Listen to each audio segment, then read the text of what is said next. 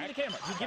Give it off, down. Greetings, everyone, and welcome to Screen.com's Summer Movie Blowout Preview Extravaganza Working Title Something or Other.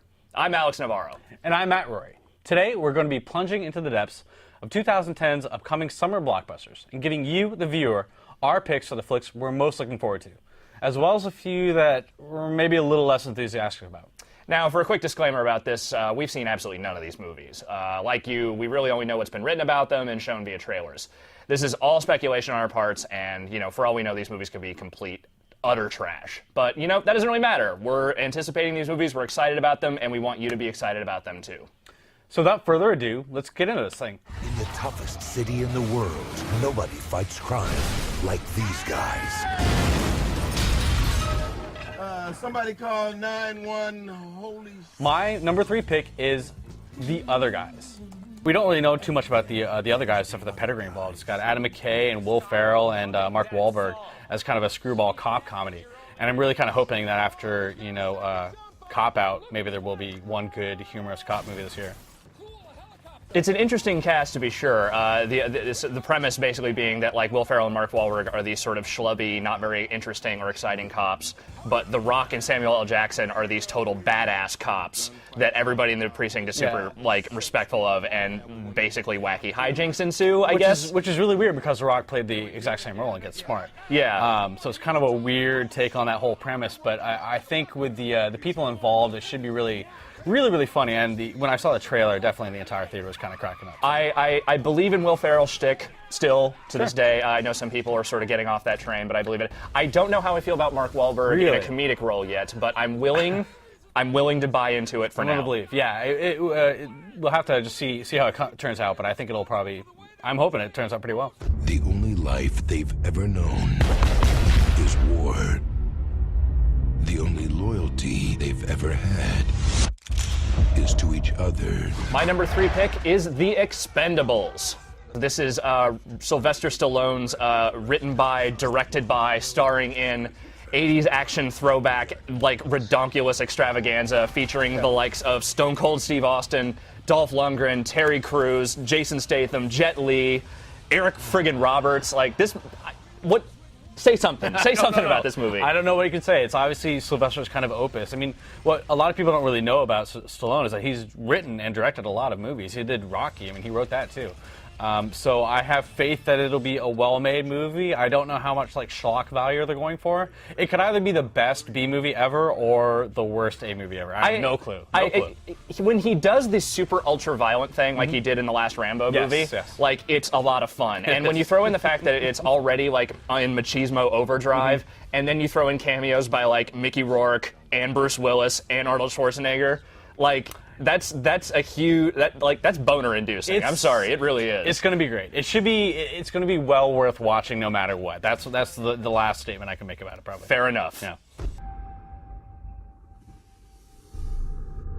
Now, Robin Hood is another one of those movies that I'm kind of just looking forward to because of the pedigree involved. It's got Ridley Scott, it's got Russell Crowe, it's got Cate Blanchett as Maid Marian.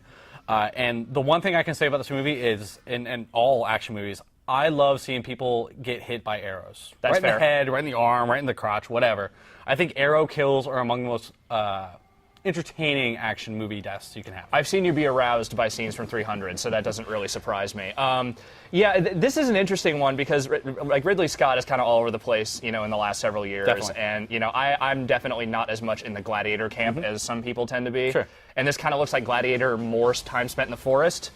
But at the same time, it does seem to have kind of its thrilling moments that might be there, and it's been a while since someone did a good Robin Hood movie that wasn't directed by Mel Brooks, so I'm interested at least. So undoubtedly, people are going to get hit in the head with arrows and hit the crotch with arrows and everything else. I love arrows hitting people in the flesh and pinning them to walls and shit like that. No, you've said that. No, yes. we know, and I'm sure there will be a lot of Russell Crowe mugging and looking dour as well. As long as he slims down a little bit. Indeed.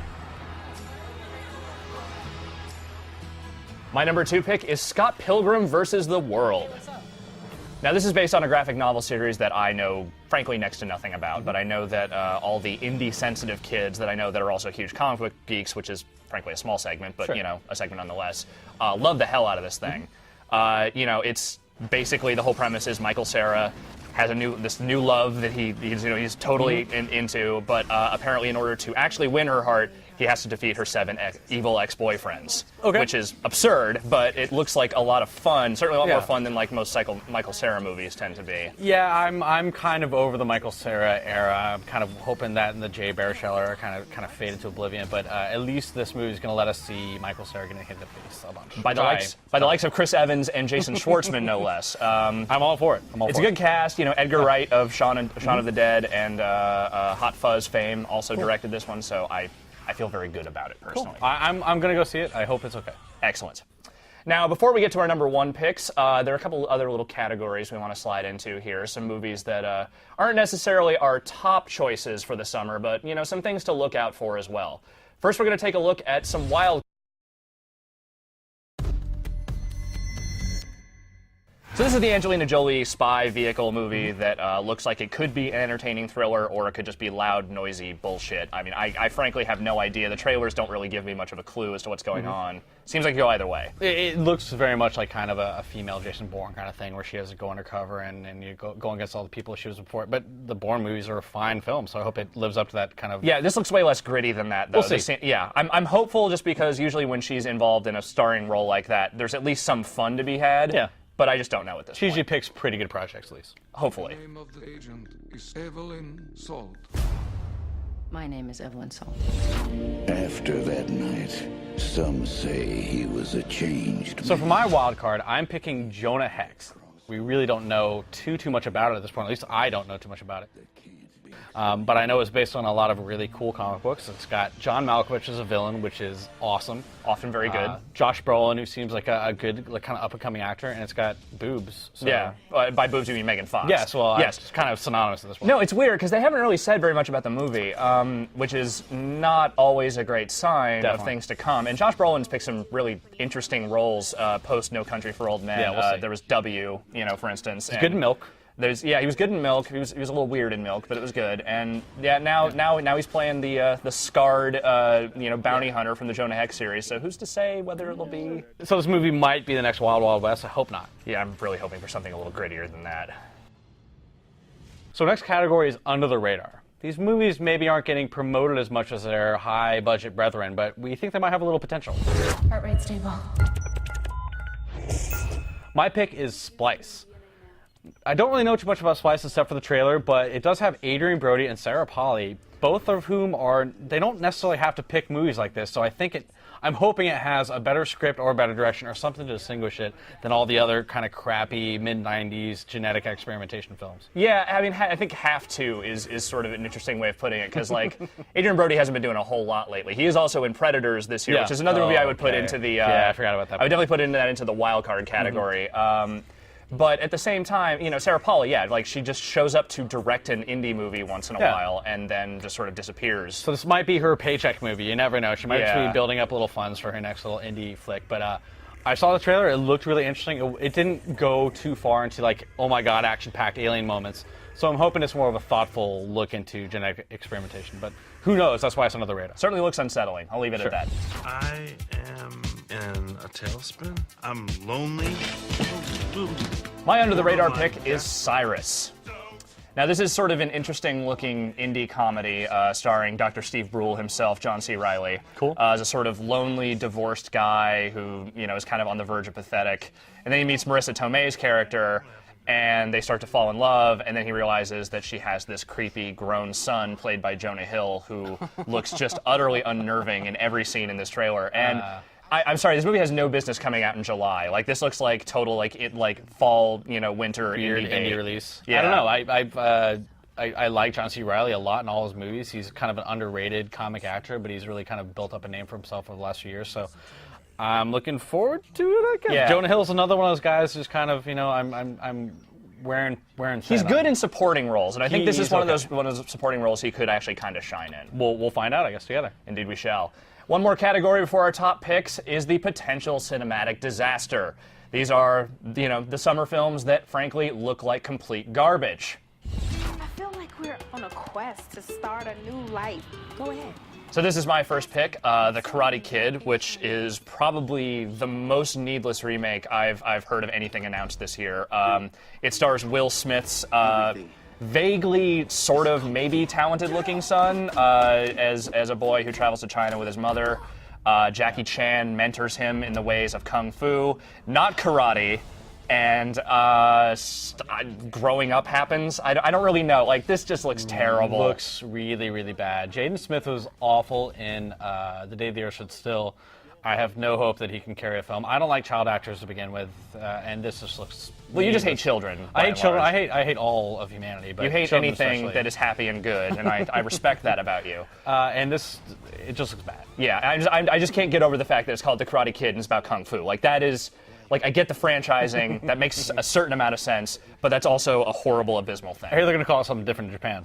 Yes, it's. I believe it's called Best Kid in Japan because they are insulted, I would assume. And it's not going to be the best movie. I think no, we're agreeing on that. No.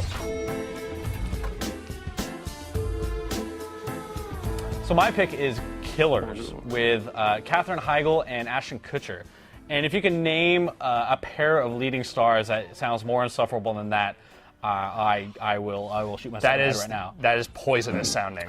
It looks like it'll be a well-made film, but from the trailer, it looks like it's a heaping helping of cliches. All the kind of, I didn't know I married an assassin kind of stuff, which has been done a lot recently. The whole kind of marital trouble combined with assassination plots. It's just dumb and stupid and poorly acted. Yeah, and Mr. and Mrs. Smith, like, with the dumb factor times 1,000. Blank, yeah. Yeah, but at the same time, like, I know what you mean when you say it looks like a well-made film and that it looks like a well-produced film. Sure. But The Bounty Hunter was a well-produced film. True. Old Dogs, I'm pretty sure, was a well-produced film. And frankly, this seems like it's, like, inches away from that category of just absolute suck. It's mostly just Heigl, Kutcher. I don't want to see them ever separately. I don't want to see them together twice as much. I don't even like looking at Ashton Kutcher on Twitter, frankly. Now, all right, look, you know what? As much fun as it's been to talk about these movies, let's face it, these picks are totally irrelevant because Marmaduke is also coming out this summer, and that is like spine-cringingly terrible looking in a way that I can scarcely deal with. And the problem is, I was in a theater recently when that trailer came up, and people were laughing, and I lost faith, just drained out of me. Yeah, that's real rude. That's real rude. And just in case you haven't seen it, this is based on the comic strip. Owen Wilson is the voice of Marmaduke. His best friend, a Latino cat, George Lopez. Fergie is the love interest. And William H. Macy, what the hell are you doing in this movie? I don't know. So yes, Marmaduke, undoubtedly Bad. the worst movie of the summer. We haven't seen it. We're going to call it right now. We're just calling it. So no further ado, we're going to give you our number one pick for movies of the summer. What's the most resilient parasite? An idea. Mine is Inception. I'm really, really looking forward to this movie. I love the people who are involved with it. Christopher Nolan's been gaining a reputation as one of the most interesting commercial directors the last few years. Obviously, Dark Knight and Prestige and Batman Begins and everything else, and Memento, of course. So I love the way the trailer doesn't really show off the hook of the film. They're definitely building up that kind of what is a Matrix kind of a marketing campaign. Yeah, I have no idea what this movie is about. I read a very brief synopsis somewhere on the internet about like the basic premise of Leonardo DiCaprio sort of being this kind of futuristic, con man that, corporate espionage and, people's minds and stuff. But, Ellen Page is in it, too. And Joseph Gordon-Levitt, one of my favorite young actors. He's been great in a lot of stuff. Except in G.I. Joe. That was a bad... That was his paycheck money. Yeah. But, I without knowing much about it, I think it's... I like the fact that a film can be promoted and marketed without giving away the entire thing. And it just looks super cool. It looks really cool. All the visual effects stuff looks pretty amazing. So yeah, I'm with you on this one 100%. My number one pick is Toy Story 3. Now, I'm already an unabashed fan of all things Pixar, and when you put the words toy and story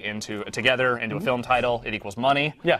At this point, I would see pretty much anything Pixar puts out. But the fact that this Toy Story sequel actually looks really, really good and really, really funny makes it all the better, I think. Yeah, definitely. I mean, Toy Story has become one of the most storied franchise, pardon the pun, in animation. So I really am looking forward to it. I hear the plans for more sequels coming out of Pixar. They're planning on doing a Monsters Inc. 2. I worry about that a little bit, but as far as agreeing with you on your number choice, there's no doubt this movie's going to be super entertaining. Well, when you think about it, they haven't done any sequels for any franchise outside of the Toy Story thing, and I frankly, I think there's a couple of those movies that I think there's totally something totally worthwhile to see in the Monsters Inc. universe. Like, I frankly would love a sequel to Up, like randomly. I'll pay to see Monsters Inc. 2. I have no problem with it. But this movie looks really good. It actually touches on, you know, a certain nostalgic feeling I have for, you know, being an older guy that sort of misses having my old toys as a kid and has a kind of, you know, real attachment to that stuff. It's just weird to think that Toy Story came out in 1996. I mean, it seems like it was like almost. It was obviously the beginning of that whole CGI animated movie wave. But it's like I'm 30 now, and that movie came out when I was like in my teens. It's so bizarre. It's kind of mind blowing, isn't it? You would not believe what I've been through tonight. That about sums it up for our picks for summer 2010. Sweet. If you'd like to share your own, feel free to hit up the forums or the comment section of this story. And otherwise, we will see you next time.